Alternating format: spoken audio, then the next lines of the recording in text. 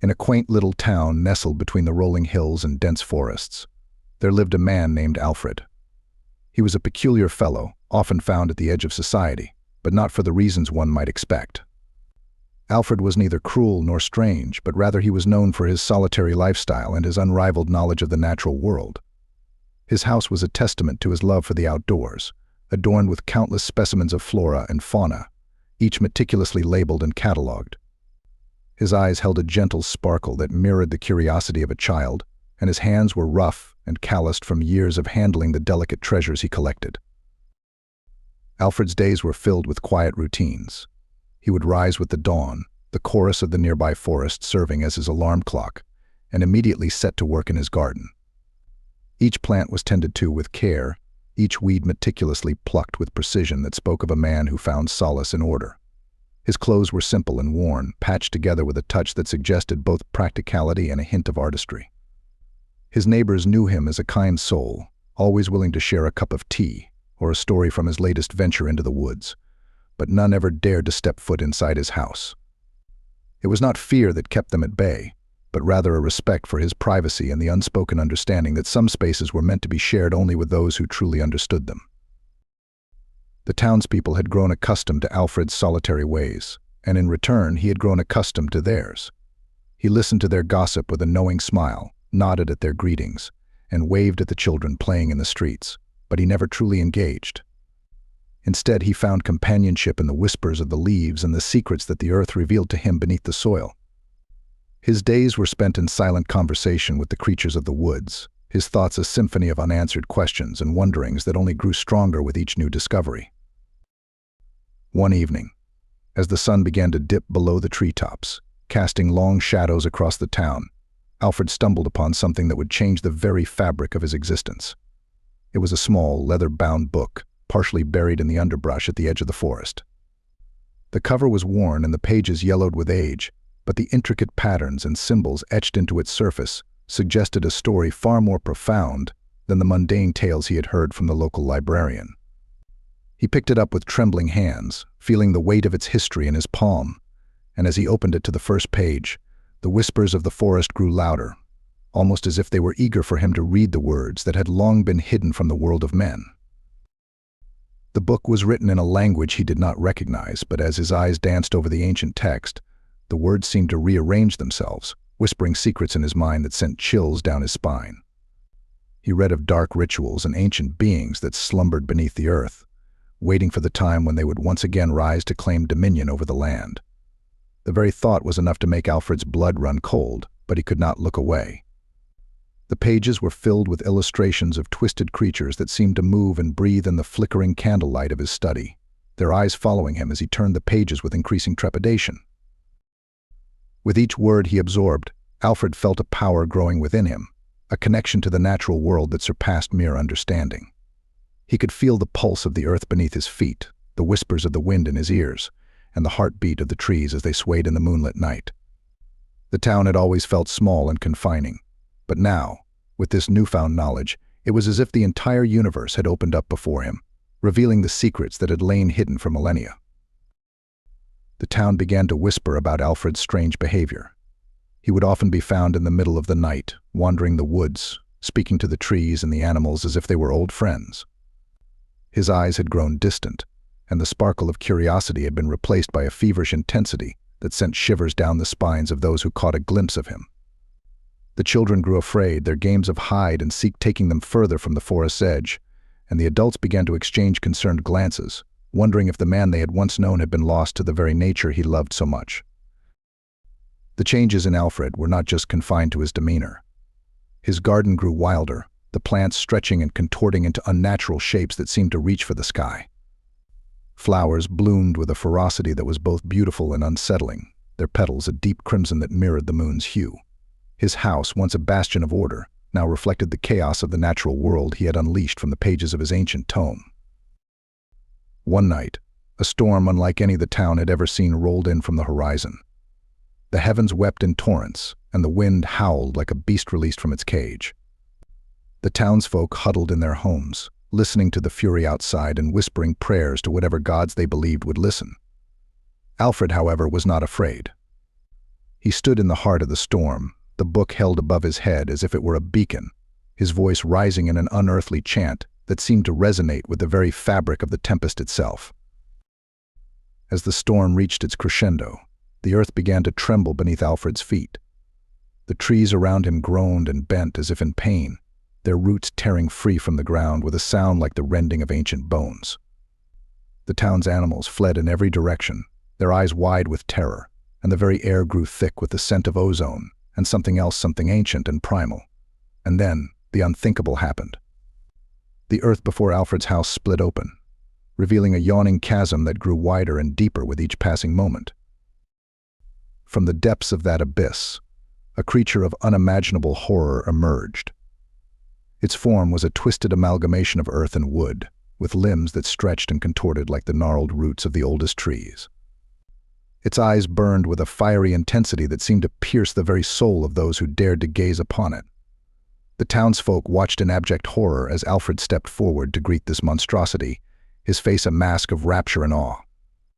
It was clear that whatever pact he had made with the forces of the earth, he had called forth something that could not be controlled, something that hungered for the very essence of the world it had been imprisoned beneath. The creature spoke to Alfred in a voice that seemed to come from the very earth itself, its words shaking the foundations of the town. Alfred nodded, a manic grin spreading across his face, and then he turned to the watching townsfolk. "Behold the awakening," he shouted, his voice barely audible over the cacophony of the storm. "The old gods are waking, and they demand tribute." With that, the creature lurched forward, and the town's night of terror had only just begun. The townsfolk stood frozen, the rain pelting their faces. As Alfred descended into the chasm, the creature's unearthly eyes never leaving his own. The earth trembled with every step he took, the very ground seeming to welcome the return of its ancient kin. The creature spoke again, its voice a thunderous rumble that sent waves of fear through the hearts of all who heard it. Alfred, however, remained unfazed, his eyes locked on the beast, as if in a trance. The storm grew wilder still, the lightning illuminating the monstrous form of the creature as it emerged fully from the earth. It towered over the town, casting a shadow that stretched across the cobblestone streets and darkened the windows of the cottages. The townsfolk could feel its power, a malevolent force that seemed to suck the very air from their lungs and replace it with a choking dread that clung to them like a second skin. Panic spread through the town like wildfire. Some tried to run, but their legs would not obey, rooted to the spot by the overwhelming terror that had taken hold. Others fell to their knees, weeping and praying to deities that seemed to have abandoned them. The creature's eyes scanned the crowd, searching for something it had not yet found. And then, as suddenly as it had appeared, the creature lunged towards Alfred's house, the earth beneath it cracking and splintering as it moved with surprising speed. The house groaned and shifted, its wooden frame straining against the onslaught. Alfred's garden, once a place of beauty and order, was now a chaotic mess, the plants writhing and entangling themselves around the creature's wooden limbs as if trying to hold it back. The townsfolk watched in horror as Alfred's house was torn from its foundation and swallowed by the earth. Alfred still inside, the book clutched to his chest. The creature's laughter echoed through the night, a sound that was both mirthful and malicious, as it retreated into the forest from which it came, the ground sealing up behind it, as if it had never been disturbed. The storm abated, leaving the town in silence, the only sound the distant wail of a solitary wolf. The townsfolk, now released from their fearful paralysis, slowly approached the edge of the abyss that now stood in the place where Alfred's house had been. They peered into the darkness, but there was no sign of him, only a faint whisper on the wind that seemed to say, "The awakening is just the beginning." From that night forth, the town was never the same. The once idyllic haven had been scarred by the touch of ancient evil, and the whispers of the woods grew darker and more sinister. The townspeople avoided the forest, their eyes darting nervously to the shadows as they hurried past. The whispers grew to murmurs, and the murmurs grew to shouts, until the very name of Alfred was spoken only in hushed tones, a reminder of the night that the earth itself had come alive to claim one of its own. And in the quiet moments before dawn, when the world was still and the darkness was at its thickest, some claimed to hear the distant sound of a chant, a call to the old gods that had once again found their voice through the madness of a solitary man who had dared to peer too deeply into the secrets of the earth. In the months that followed, the townsfolk of the once peaceful hamlet gathered in hushed whispers, sharing stories of strange occurrences in the woods. Trees twisted into impossible shapes, animals behaved erratically, and some swore they saw Alfred's spectral form wandering the forest's edge, the ancient tome clutched tightly to his chest. The town's children grew more fearful, their nightmares filled with the image of the creature that had torn their world apart. The local church saw a resurgence in attendance, the townsfolk seeking solace in the familiar rituals of their faith. The priests spoke of the dangers of curiosity and the sins of dabbling in the unknown, using Alfred's fate as a cautionary tale. Yet amidst the prayers and the incense, there was an underlying current of unease, a sense that something was still amiss, something that their prayers could not banish. As the seasons turned and the leaves fell from the trees, the town began to notice other changes. Crops failed, animals grew scarce, and an eerie quiet settled over the once bustling marketplace. The whispers grew louder, the shadows longer, and the very air seemed to thicken with a sense of foreboding. The town had always known hardship, but this was something different, something that could not be explained away by poor harvests or natural disasters. One by one, the townsfolk started to leave, seeking refuge in the distant lights of the city. They spoke of a curse that had settled over their home, a malevolence that could not be shaken. The town grew smaller, the laughter of children replaced by the mournful cries of the wind through the empty streets. Only a few remained, too stubborn or too scared to leave the lives they had built, clinging to the hope that the horrors they had witnessed were but a passing phase, a nightmare that would eventually fade with the coming of the light. But the light never came. Instead, the whispers grew, the shadows lengthened, and the sense of dread that permeated the air grew heavier with each passing day. The town, once a bastion of tranquility, now bore the scars of the ancient awakening that Alfred had unwittingly set into motion. The whispers of the woods grew bolder, and the townsfolk who remained could not ignore the feeling that they were being watched, that something was waiting, biding its time until the perfect moment to strike again. The town was left to contemplate its fate, the legacy of Alfred's obsession with the natural world now a dark stain on its once innocent existence. The forest had reclaimed its edge, and the whispers grew, hinting at more than just one creature lying in wait beneath the earth. The old gods were stirring, and their hunger was insatiable. The story of Alfred and his ancient tome had become a grim reminder that some secrets are better left untouched, and some powers are not meant to be wielded by the hands of mortal men. As the days grew shorter and the nights longer, the townsfolk huddled in their homes, bolting their doors and barring their windows against the unknown. The townsfolk spoke of strange lights that danced in the woods at night, flickering through the trees like the spirits of the damned. Some claimed to hear the whispers of the earth itself, speaking in a language that was not meant for human ears, promising power and vengeance to those who would listen. A group of brave souls, led by the town blacksmith, Thomas, decided to venture into the woods to uncover the source of the disturbances. They were driven by a mix of fear and hope, believing that if they could find Alfred or the book, they could somehow put an end to the town's torment. Armed with torches and makeshift weapons, they stepped into the shadow of the trees, their hearts racing with every snap of a twig beneath their feet. The deeper they ventured, the more the forest seemed to close in around them, the branches reaching out like gnarled fingers, eager to snatch them away. The air grew colder, the ground beneath their feet squelched with a dampness that spoke of things long buried rising to the surface. The whispers grew louder, taunting and seductive, urging them forward with promises of answers and redemption. As they approached the spot where Alfred's house had once stood, the ground began to tremble again, the trees swaying as if in a silent dance of death. The earth split open once more, revealing not just one creature, but an entire horde of wooden abominations, their eyes aglow with the same fiery hunger that had consumed Alfred's soul. The townspeople stumbled back, their torches dropping to the ground, the flames extinguished by the sudden downpour that seemed to materialize from the very sky itself. The creatures advanced, the earth shaking with every step, their wooden limbs clacking like the bones of the long dead. The town's fate was sealed.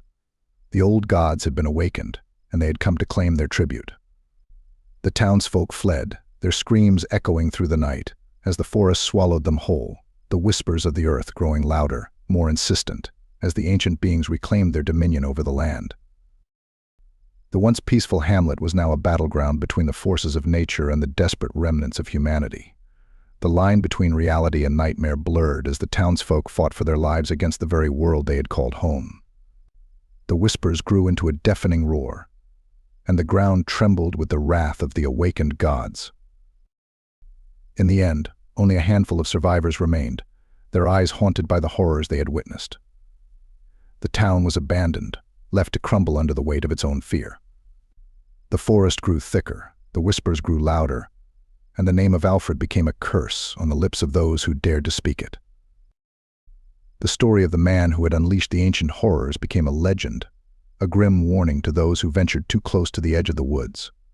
And in the heart of the forest, deep beneath the earth, the old gods slumbered once more, their hunger sated, for now. But the whispers never ceased, a constant reminder that the earth itself was alive with secrets, and that one day they might again be called to rise. Years passed, and the forest grew wilder, the trees stretching tall and gnarled, their branches twisting into the very shapes of the nightmares that had been born from Alfred's obsession. The town lay in ruins, reclaimed by the embrace of nature. The few who had escaped told their tales to those who would listen, but the world had moved on, and soon the story of Alfred and the awakening was forgotten, dismissed as a mere campfire ghost story. But in the quiet of the night, when the moon was high and the air thick with the scent of damp earth and decay, those who had remained in the surrounding lands could still hear the whispers. They grew softer, more distant with each passing year, but they never truly disappeared. And as the cycle of the seasons continued, a new generation of children grew up, hearing the echoes of the old gods' voices in the rustling leaves and the howling wind.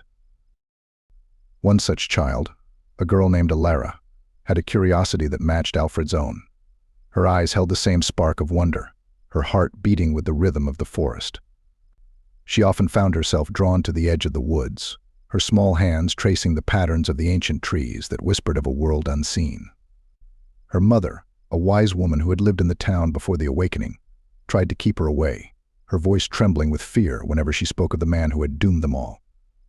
But Elara's curiosity could not be contained, and she found herself drawn deeper into the mysteries of the forest, her dreams filled with visions of the lost town and the secrets it held. One day, while playing near the edge of the woods, Elara stumbled upon a hidden path, overgrown with ivy and obscured by the shadows of the towering trees. It beckoned to her, whispering promises of knowledge and power. And as she took her first tentative steps down that path, the whispers grew louder, guiding her towards a destiny that would either save her people or seal their doom. The path grew steeper, the trees more twisted and contorted, their branches reaching out to her like the bony fingers of the damned. Elara's heart raced, but she did not turn back. Instead, she walked with a newfound purpose, her eyes searching the underbrush for any sign of the ancient tome that had brought such horror to her town. As she ventured deeper, the whispers grew clearer, forming into words that she could almost understand. They spoke of a time before man, when the earth was ruled by primal forces that could bend reality to their will. They spoke of pacts made and broken, of a world where the line between the natural and the supernatural was as thin as a spider's web. Finally, she reached a clearing, the heart of the ancient town, now a desolate wasteland of cracked earth and toppled stones. In the center of it all stood the remains of a house, its wooden frame now a twisted skeleton, the very earth around it scarred and blackened as if from a great fire. And there, amidst the ruins, lay the book, its leather cover faded and its pages fluttering in the breeze like the wings of a trapped bird. With trembling hands, Elara reached out and picked up the book, feeling the power surge through her like a river of molten steel. The whispers grew to a crescendo, filling her mind with visions of a world where mankind was but a fleeting thought, a mere blip in the endless dance of the cosmos. The girl knew that the choice before her was a heavy one. To open the book and embrace the knowledge within was to walk a path that could lead to salvation or destruction. But as the whispers grew into a deafening roar, she understood that she had been chosen, that the fate of her people rested in her hands. And with a deep breath, she opened the cover and began to read the first page, the words speaking to her in a language that was both ancient and eerily familiar. The whispers grew quieter as the words took hold, their power seeping into her very soul. The trees around her leaned in, as if eager to hear the secrets that had been silenced for so long. And in that moment, Elara felt a kinship with Alfred, a bond forged by the same insatiable curiosity that had driven them both to seek the truths that lay hidden in the whispers of the earth. But unlike Alfred, she would not be consumed by the power. No, she would wield it, bend it to her will, and use it to protect her people. The whispers grew louder once more, but this time they were not filled with malice, but with hope. The old gods had found a new champion, one who would not succumb to their dark hunger, but rather stand as a beacon of light in the shadowy heart of the forest. And so, with the book in hand and the whispers of the earth as her guide, Elara set forth on a journey to right the wrongs of the past and restore the balance that had been shattered by the man she had once known only as a legend. The whispers grew stronger, more insistent, as she delved deeper into the secrets of the ancient world. And as she walked, the trees parted before her, the very earth shifting to clear her path, for she was no longer just a girl, but the guardian of the natural order, a force to be reckoned with in the battle against the ancient horrors that had been unleashed. The townsfolk, who had once feared the name of Alfred, now whispered hers with a mix of awe and fear, for she had taken up the mantle that he had cast aside, and in doing so, had become something more than human, a living embodiment of the power that lay dormant in the whispers of the earth. The whispers grew in strength, heralding a new era, an era where the old and new would collide, and the fate of the world would be decided by the hand of a girl who had dared to peer into the abyss and not turn away. Elara studied the ancient tome with a fervor that matched Alfred's own, but where he had found madness, she found clarity. The whispers spoke to her of a time before the awakening, of a world where the old gods had once lived in harmony with the people of the land. She learned of the pacts that had been made, of the delicate balance that had been shattered by greed and ignorance, and she understood that it was her destiny to repair that balance, to bring peace to a world torn apart by fear and darkness. The creature that had been Alfred's downfall had retreated into the deepest recesses of the forest, its power waxing and waning with the cycles of the moon. It watched Elara with a mix of curiosity and hunger, for it sensed in her a kinship with the earth that it had not seen in the hearts of men for an age. It waited, biding its time, for it knew that she was the key to unlocking the secrets that could either restore the natural order or unleash an era of chaos. The girl grew in power, her connection to the earth growing stronger with each passing day. She could feel the very pulse of the forest, the heartbeat of the creatures that dwelt within it, and she knew that she was not alone in her quest. The spirits of the trees, the whispers of the wind, and the cries of the animals were all her allies, bound to her by the ancient pact she had forged with the earth. One night, as the moon hung low and full in the sky, casting an eerie glow upon the forest floor, Elara knew the time had come. The whispers grew into a crescendo, urging her towards the heart of the woods, towards the creature that awaited her. With the book clutched tightly to her chest, she stepped into the moonlit clearing, the very air around her crackling with energy. The creature emerged from the shadows, its wooden limbs creaking with age and malice. Its eyes burned with a fierce hunger, but as it saw Elara, a flicker of recognition danced within their depths. It had been a long time since someone had approached it with power and purpose, someone who understood the whispers of the earth. They stood there for what felt like an eternity. The girl and the creature of nightmare, their eyes locked in a silent battle of wills. The air grew still, the whispers of the earth holding their breath in anticipation of what was to come. And then, with a voice that was both a command and a plea, Elara spoke the words that would change everything. "I am the guardian of the balance," she said, her voice clear and strong. "I come not to conquer but to restore. Return to your slumber, ancient one, and let the earth heal." The creature paused, the fire in its eyes dimming as it considered her words. The whispers grew softer, the trees leaning in closer, their leaves rustling in a gentle breeze that seemed to carry the hopes and fears of the entire world. And then, with a sound that was both a sigh and a roar, it bowed its massive head before her. The earth trembled, the whispers grew faint, and the creature retreated into the shadows, the ground sealing up behind it like a wound closing. The forest breathed a sigh of relief, the tension that had held it in its grip for so long dissipating like mist before the dawn. Elara stood in the clearing, the ancient tome open in her hands. The whispers grew again, but this time they were not just the words of the earth, but the voices of her ancestors, guiding her on the path she had chosen. The town would rise again, the land would flourish, and the old gods would sleep once more, their hunger sated by the promise of a new guardian who would keep the balance. The whispers grew softer still, a lullaby that sang of a future filled with harmony and peace. and as the girl turned to walk back to the remnants of her town, the first light of day began to break over the horizon, painting the sky with the colors of a new beginning. The townspeople emerged from their hiding places, their eyes wide with wonder, for they knew that the nightmare had ended, and the whispers of the earth had found a new voice in the heart of a girl named Elara.